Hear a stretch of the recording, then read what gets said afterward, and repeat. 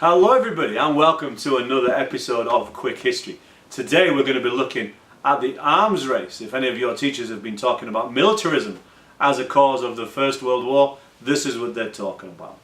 As always, there is a link in the description for a free handout and some free notes, and make sure you click on subscribe if you like what you see. Let's get into the details.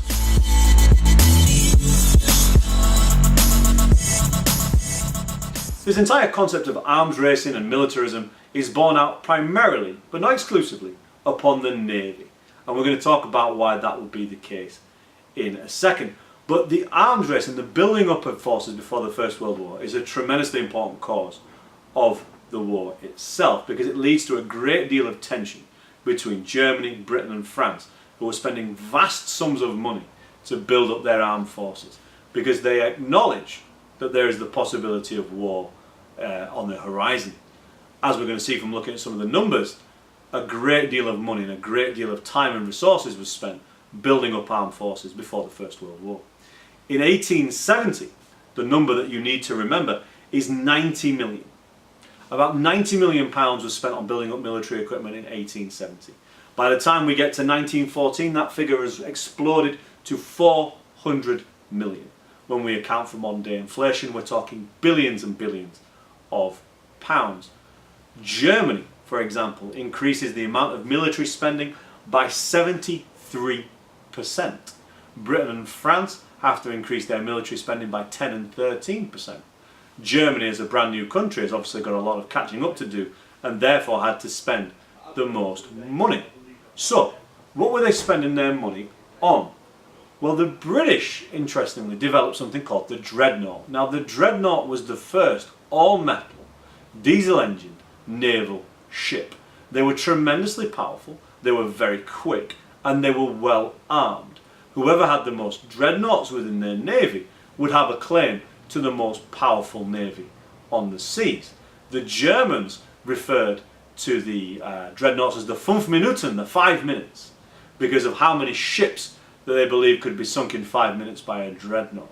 These were tremendously powerful. Britain's development of the Dreadnought forced Germany to develop their own form of the Dreadnought, which was called the Rhineland. And as a result, we get an arms race. Britain begins to build Dreadnoughts. In response, Germany begins to build their equivalent, the Rhineland. So Britain builds more Dreadnoughts, so Germany builds more Rhineland. We have an arms race, an increasing of tension between the two countries, and a great deal of money being spent. In response to this arms race, the British actually develop another type of dreadnought called the Super Dremel, which is even faster, even more powerful, and even more expensive, because Britain is determined to stay the dominant power on the sea. This entire race to build dreadnoughts and to build naval weaponry is important. If we go back to the previous video, we were talking about why Britain needs such a strong navy. Britain is an island. Britain has a huge empire. If they don't have the strongest navy and don't adhere to the two-power standard, then their empire and their country itself comes to risk. Germany wants a large empire. It's a new country in 1870. It doesn't have an empire. Therefore, they want to use dreadnoughts, their equivalent of Rhineland, to build up their empire and to threaten Britain's primacy on the seas. So huge amounts of money is spent building up weapons, building up dreadnoughts, building up naval equipment.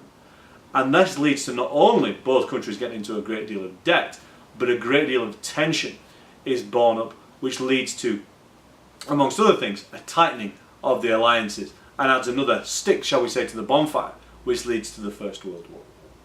Make sure, as always, you click your free handout in the description, and make sure you click on subscribe if you like what you see.